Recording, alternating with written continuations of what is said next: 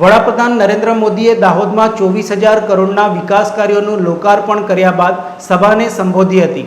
Operation સિંદૂર પછી વડાપ્રધાન નરેન્દ્ર મોદી ગુજરાતની 2 દિવસીય મુલાકાતે છે। આ ઘટના બાદ તેઓ પહેલીવાર ગુજરાતની મુલાકાતે છે। ત્યારે આજે સવારે વડોદરા એરપોર્ટથી મિલન પાર્ટી પ્લોટ સુધી સિંદૂર યાત્રા કાઢવામાં આવી હતી। વડોદરામાં સિંદૂર યાત્રા પૂરી કર્યા બાદ વડાપ્રધાન મોદી દાહોદમાં ₹24,000 કરોડના વિકાસ કાર્યોનું લોકાર્પણ કર્યું હતું અને સભાને સંબોધી હતી। વડાપ્રધાન મોદીએ દાહોદમાં સંબોધન કરતા જણાવ્યું હતું કે 2014માં આજના દિવસે મેં પ્રથમ વખત પીએમ પદના શપથ લીધા હતા। ગુજરાતના લોકોને ભરપૂર આશીર્વાદ આપ્યા છે, કોઈ ખોટ રાખી નથી। તમારા આશીર્વાદથી હું દિવસ રાત દેશવાસીઓની સેવામાં છું। દેશ આજે દરેક ક્ષેત્રે આગળ વધી રહ્યો છે। કેટલાક લોકોને ગાળો દેવાની આદત પડી ગઈ છે। દાહોદમાં વિવિધ યોજનાઓની વાત કરતા વડાપ્રધાન મોદીએ કહ્યું હતું કે થોડીવાર પહેલાં અહીં હજારો કરોડ રૂપિયાના પ્રોજેક્ટ્સનું લોકાર્પણ અને શિલાન્યાસ થયા છે, જેમાં સૌથી શાનદાર દાહોદની ઇલેક્ટ્રિક લોકોમોટિવ ફેક્ટરી છે। 3 વર્ષ પહેલાં હું તેનો શિલાન્યાસ કરવા આવ્યો હતો। કેટલાક લોકોને ગાળો દેવાની આદત પડી ગઈ છે। તેઓ કહેતા હતા કે ચૂંટણી આવી તો મોદીજીએ ફેક્ટરીનો શિલાન્યાસ કર્યો, કંઈ બનવાનું નથી। તેઓ આવું કહેતા હતા, પરંતુ આજે 3 વર્ષ પછી આપણે બધા જોઈ રહ્યા છીએ આ ફેક્ટરીમાં પહેલું ઇલેક્ટ્રિક લોકોમોટિવ બનીને તૈયાર થઈ ગયું છે। ઓપરેશન સિંદૂર વિશે કહેતા તેમણે જણાવ્યું હતું કે આ વિસ્તારમાં ભારતીયની માનવતાની રક્ષા માટે આપણા તપ અને ત્યાગને દર્શાવે છે। વિચારો, જમ્મુ કાશ્મીરના પહેલગામમાં આતંકવાદીઓએ જે કર્યું, શું ભારત ચૂપ બેસી શકે? શું મોદી ચૂપ બેસી શકે? ઓપરેશન સિંદૂર કોઈ સૈન્ય કાર્યવાહી નથી। આ આપણા ભારતીયોના સંસ્કારો, આપણી ભાવનાઓની અભિવ્યક્તિ છે। આતંક ફેલાવનારાઓને સપનામાં પણ નહીં વિચાર્યું હોય કે મોદીનો સામનો કરવો એટલે મુશ્કેલ હોય છે। બાળકોની સામે પિતાને ગોળી ધરબી દીધી। આજે પણ તે તસવીરો જોઈએ છીએ તો લોહી ઉકળી ઉઠે છે। આ 140 કરોડ ભારતીયોને પડકાર હતો, તેથી મોદીએ તે જ કર્યું જેના માટે દેશવાસીઓએ મને પ્રધાન સેવકની જવાબદારી સોંપી।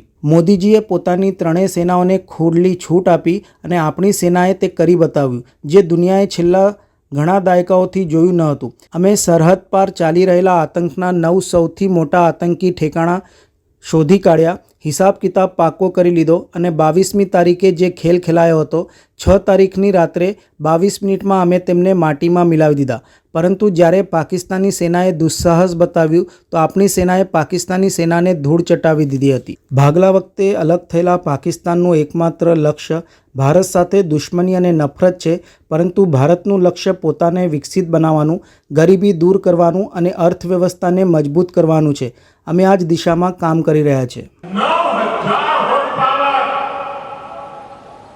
9,000 horse power આનો લોકોમોટિવ હિન્દુસ્તાનમાં કોઈ પણ પૂછે ક્યાં, જવાબ આવે દાહોદ। અહીં બનવાવાળા લોકોમોટિવ ભારતની પાવર અને કેપેસિટી બંને વધારવાના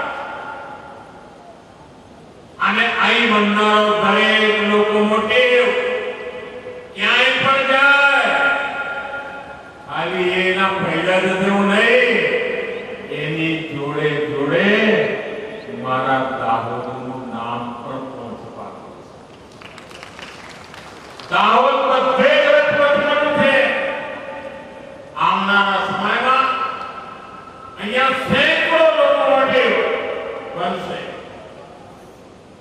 થોડો સમય પછી એવો દિવસ આવશે કે 2 દિવસમાં એક લોકોમોટિવ તૈયાર થશે।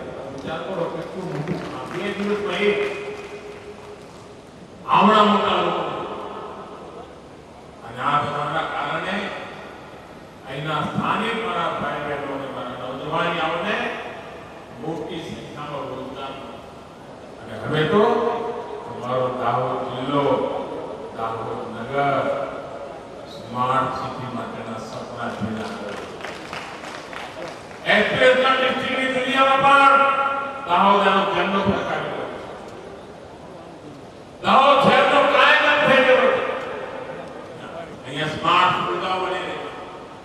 સાથીઓ, આપણું સૌ દાહોદ એના કેટલાય વિસ્તારોમાં પાણીની સમસ્યા, જૂની સમસ્યા, આજે સેંકડો કિલોમીટર લાંબી પાઇપની લાઈનો લગાવીને પાણી પહોંચાડવાનું કામ છે। નર્મદાનું પાણી ઘેર ઘેર પહોંચાડવા માટે વર્ષોમાં ઉમરગામથી લઈને અંબાજી સુધી 11 લાખ એકર જમીનને સિંચાઈથી આપણે આવરી લીધી અને એનાથી અમારા આદિવાસી ભાઈ બહેનોને ખેતીની અંદર ખૂબ મોટી મદદ